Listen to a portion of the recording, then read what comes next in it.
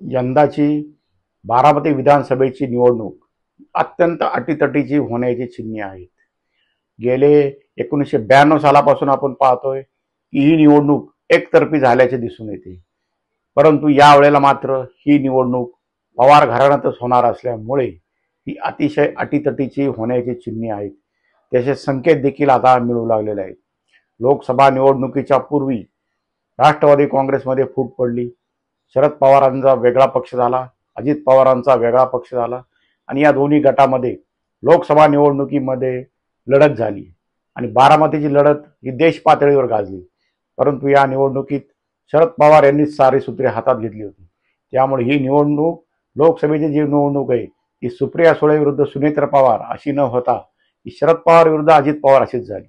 आणि त्या निवडणुकीमध्ये शरद पवार यांनी त्यांचे सारे राजकीय कौशल्य पणाला लावून त्यांची कन्या सुप्रिया सुळे यांना जवळजवळ 1,58,000च्या फरकाने निवडून आणले. त्यानंतर बारामती मतदारसंघामध्ये शरद पवार गटातील कार्यकर्त्यांचा आत्मविश्वास अत्यंत वाढलेला आहे.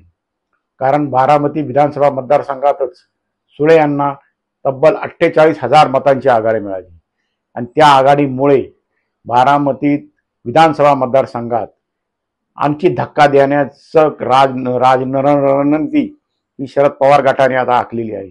त्या दृष्टीने त्यांनी उमेदवार सुद्धा जवळपास निश्चितच केला आहे. तो उमेदवार हा पवार कुटुंबातीलच असणार आहे आणि त्या उमेदवाराने लोकसभा निवडणुकीच्या माध्यमातून संपूर्ण बारामती विधानसभा मतदारसंघ पिंजून काढलेला आहे आणि त्यांची छबी त्यांनी लोकांपर्यंत पोहोचवलेली आहे.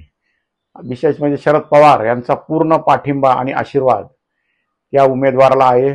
हा उमेदवार त्यांचा नातूचा असणार आहे आणि त्या दृष्टीने त्यांनी आता बारामती मतदारसंघामध्ये स्वाभिमान यात्रा देखील काढलेली आहे. अजित पवार यांची जनसन्मान यात्रा असली तरी त्यांचे सख्खे पुतणे मात्र स्वाभिमान यात्रा काढून बारामती मतदारसंघातील वातावरण आपल्या बाजूने कशा करता येईल अशा प्रकारची रणनीती आखत आहेत. आता खुद्द शरद पवार देखील या बारामती मतदारसंघाच्या एकंदरीत रणनीती उतरले आहे. बारामती मतदारसंघाची रणनीती ते पूर्णतः आखत आहेत. त्या दृष्टीने जनतेमध्ये ते जात आहेत.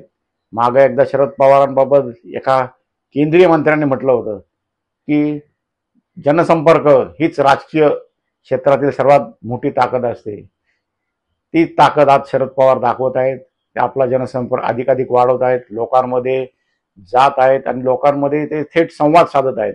त्यातून ते लोकांना आपलेसे करत आहेत.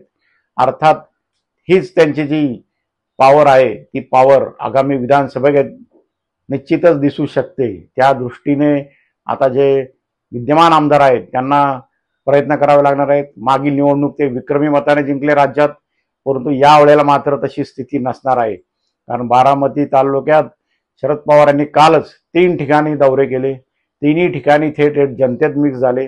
जनतेशी त्यांनी संवाद साधला, त्यांच्याशी देवाणघेवाण केली वैचारिक.